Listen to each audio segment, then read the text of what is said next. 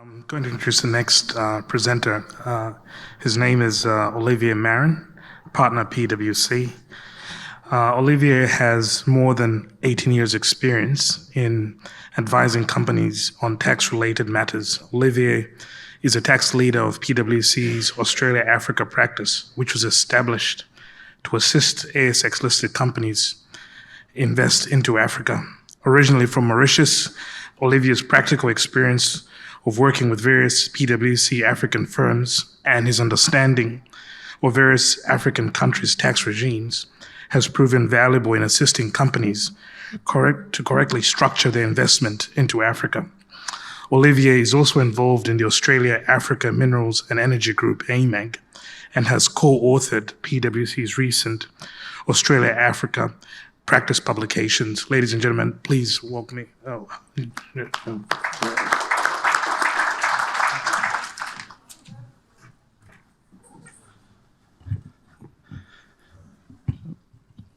Thank you.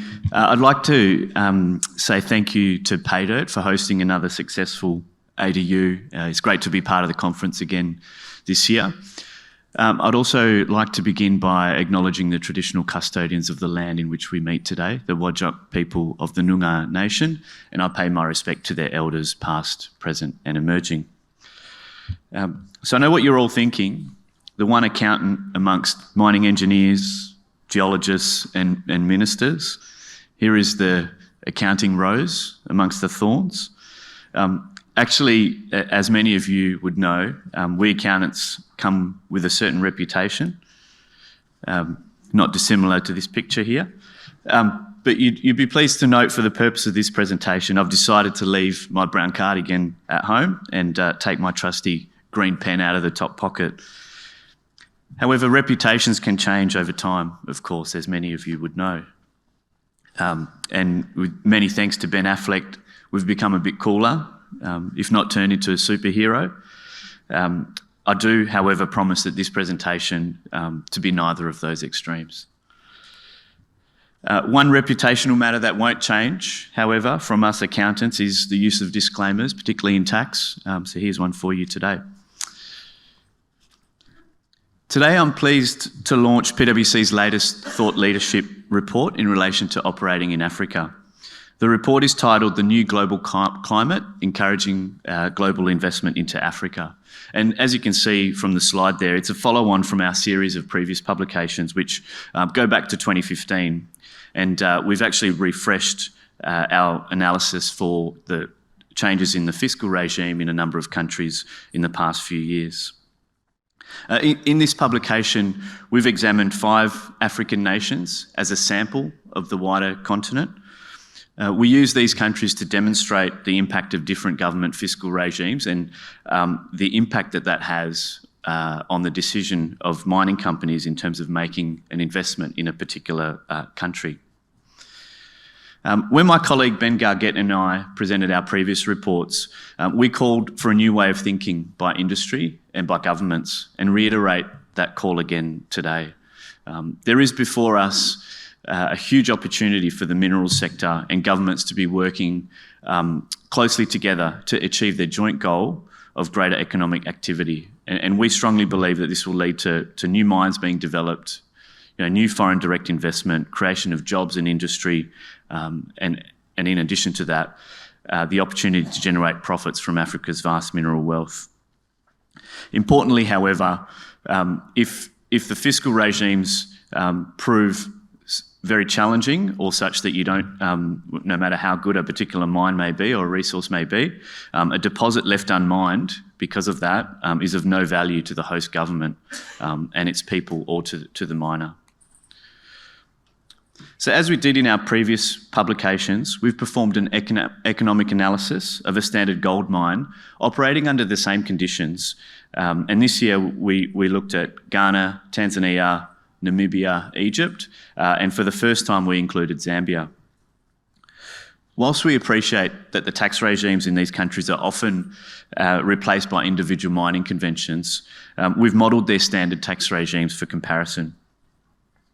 To ensure our analysis is commenting only on the tax regime, we've normalised out all other factors, right? So we've taken a standard gold mine operating under the same conditions, same grade, same metallurgy. We've assumed the same capital and operating costs, and therefore we've taken out some of those variables that are associated with factors such as the cost of and access to power. And this allows us to do an apples with apples comparison. So for Ghana, Tanzania, Namibia and Egypt, we've looked at these countries before. We've compared what's actually happened since 2018, which was the last time that we did this publication. Before we go to the analysis, a little bit about the gold mine. So Pwc Gold, as we call it, it's a cracker of a mine. It's an open pit gold mine that produces 200,000 ounces per annum, so almost as much as Richard's West African. The pertinent other facts of our gold mine are shown there. We've got obviously an assumed real gold price for the purposes of modelling cash flows, and likewise in terms of all-in sustaining cost, capex and so on.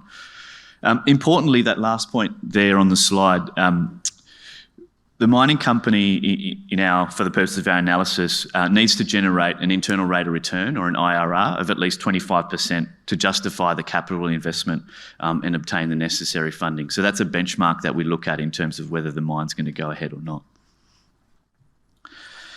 So what did our analysis find this year?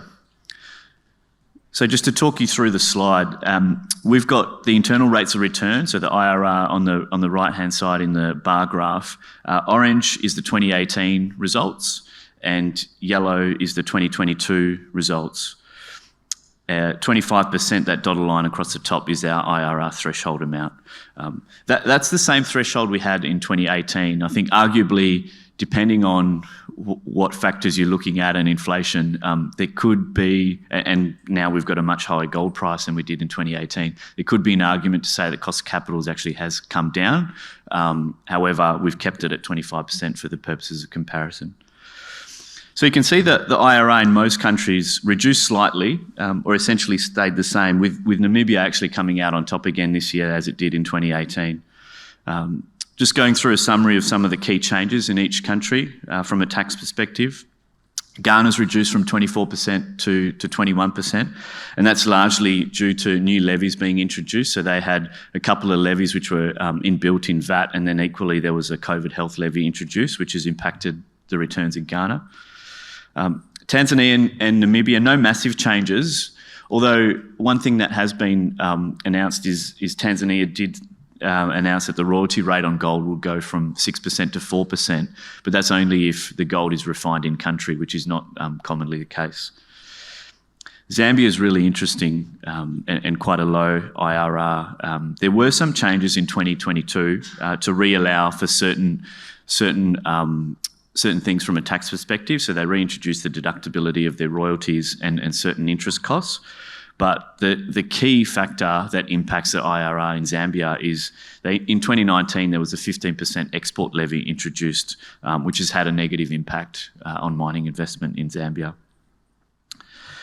Egypt, its standard tax regime in terms of tax rate and royalties and the like is often actually replaced by a production sharing agreement, which is a bespoke agreement between the Egyptian government and the miner regarding the profit share from the project, and that's what we've actually modelled in our publication. This year you can see Egypt's IRR has gone down a couple of percentage points, and that's mainly due to higher gold prices, and so therefore there's a higher or share of the profit that goes to the government. By way of summary, here is a percentage split. Obviously, as I mentioned before, assuming the mine investment went ahead in each country, so assuming that relevant thresholds were met, or I suppose putting aside the 25% IRR threshold. So you can see the government share there is in orange, and the miner's share is in yellow. As you can see, based on our analysis, the Zambian and Tanzanian governments would get the greatest share from the hypothetical Pwc Gold mine. I've also got the actual revenue amounts on this slide. So just to talk you through this, so for example, whilst the Zambian government here would theoretically get 754 million of the 956 million of cash flow from this project. If the IRR threshold of 25% was set even lower, let's say at 20% instead of 25%, as I mentioned, because the cost of capital potentially may have gone down, there would actually be no mine established in Zambia, and therefore no government revenue at all. And this is because they've got a 12% IRR, and so the mining company actually wouldn't invest in Zambia. Conversely, if the IRR was set at 24%, so just a touch below our threshold of 25, Namibia, notwithstanding it's actually got here from a numbers perspective, the lowest government take, would be the only country where the mine would be established. And this clearly illustrates that the importance of a balanced win-win scenario for both miners and governments. To take the analysis one step further, I outline here the breakup of the government tax take, or the government revenue by tax take, sorry. Orange is corporate income tax, yellow is royalties, the black is levies, the pink in the bar graphs there is the government free carry, and grey, which is only applicable to Egypt, is the government profit share. So notably, despite having the highest headline corporate tax rate of 37.5%, so that's Namibia, its total tax take is the lowest. And this illustrates that taxes which come off the top line, so royalties and certain levies like the Zambia export levy, as I mentioned before, have the greatest impact, right? And with the gold price increasing since 2018, this has led to greater take from the governments in our theoretical Pwc Gold mine in terms of taxation, with royalties taking a larger component of the tax take. And obviously this is critically important in terms of miners when they're making a decision to invest in a particular country. Overall, as you can see though, and if I just alert you to the numbers here, so you've got Tanzania 700 to 701, Namibia 437 to 453, and Egypt 580 to 606. They're the amount of millions of government revenue. There hasn't been a significant amount of change in the total tax take from the governments. The actual split of how it's brought together has changed. And so that's a good thing from one perspective, because it actually shows fiscal stability in a lot of these countries, which is really, really important and was actually the theme of the 2019 publication which we produced.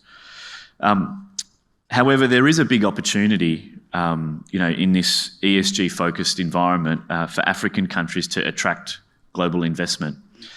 By encouraging investment in their country, through ESG certain initiatives. And I suppose the question is, with large-scale tax reform largely off the table or not being implemented, the question is which countries are actually going to take this opportunity. And you would have heard some of the previous presentations about how prevalent the role of that ESG has in operating in Africa.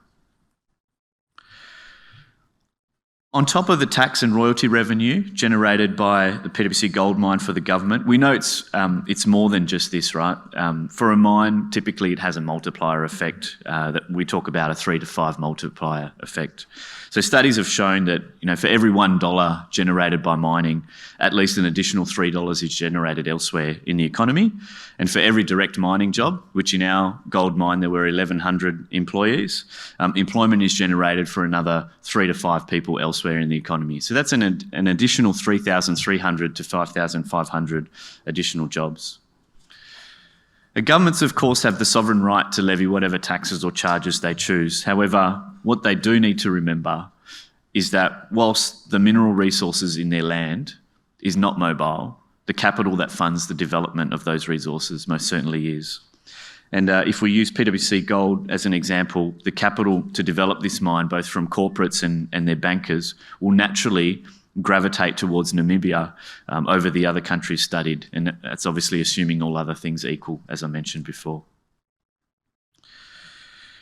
Following the pandemic, there was an increase in barriers between countries and the ability to readily move and access capital, and obviously supply chains were significantly impacted. So as we enter the post-COVID-19 phase of the global economy, together with the race to net zero, the ability to attract global capital not only relies on there being a good return on investment, but also, as you would have heard from many of the presentations that have preceded today, the ability for companies to actually make a long-term and positive ESG impact to the community in which they operate. And you would have seen, and as you can see from this slide with some news article references there's a fast-growing trend of global capital moving towards ESG-focused markets. We've also seen large investment funds like BlackRock, direct their efforts on funding ESG-focused companies or projects.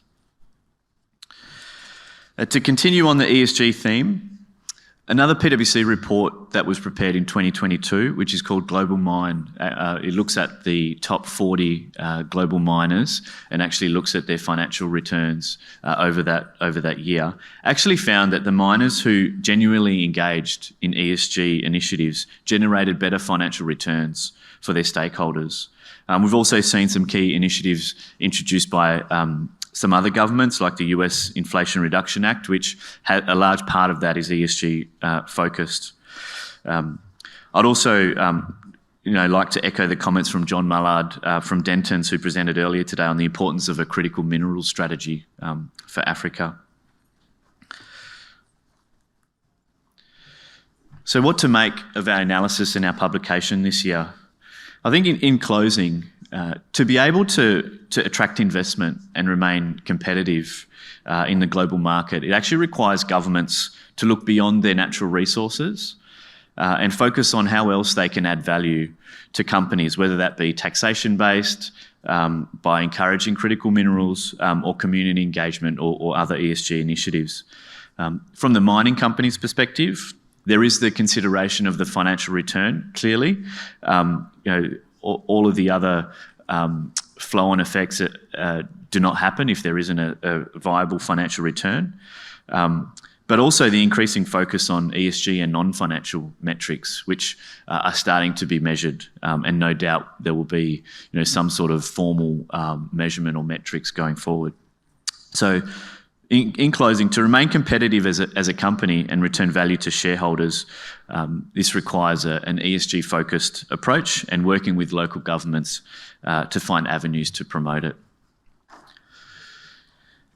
So for a copy of our report, please either come and see me. I'll be around the conference for the remainder of the afternoon, or you can jump onto the website there on the screen. Thank you all for your time, and I hope you have a great Africa Down Under.